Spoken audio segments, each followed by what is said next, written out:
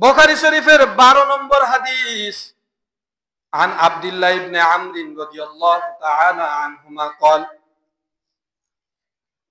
আব্দুল্লাহ ইবনে আমর রাদিয়াল্লাহু তাআলা আনহুমা থেকে বর্ণিত, আন্না রাজুলান সাআলান নাবিয়্য সাল্লাল্লাহু আলাইহি ওয়াসাল্লাম, আল্লাহ রাসূল সাল্লাল্লাহু আলাইহি ওয়াসাল্লামের কাছে এক সাহাবা প্রশ্ন করলেন, জানতে চাইলেন, জিজ্ঞাসাবাদ করলেন। কি জিজ্ঞাসাবাদ করলেন? আইয়ুল ইসলামি খায়রুন, ইসলামের রীতিনীতির মধ্যে, ইসলামের নিয়ম কানুনের ভিতরে, ইসলামের আদবের ভিতরে সবচাইতে উত্তম রীতি কোনটি? কি জানতে চাইলেন?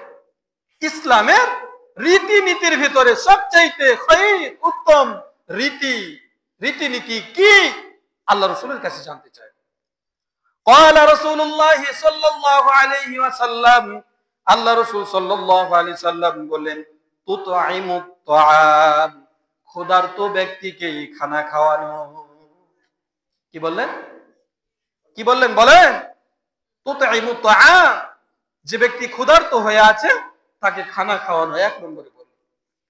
এরপরে বললেন ওয়া তাকরাউস সালাম, সাক্ষাৎ হলেই, দেখা হলেই সালাম বিনিময় করবে।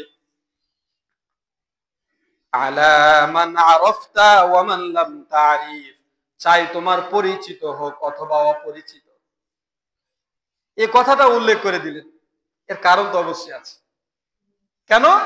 আমরা পরিচিত হলে সালাম দেই, আর অপরিচিত হলে তাকে এড়িয়ে চলি। কি বলেন, ঠিক না?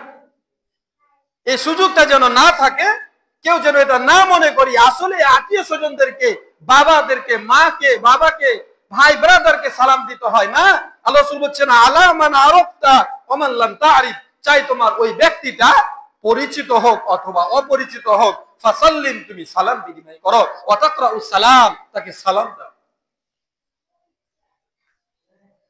এই জন্য আমাদের সামনে চাই সে পরিচিত হোক অথবা অপরিচিত হোক, কি করব? সালাম দিব, সালাম বিনিময় করব।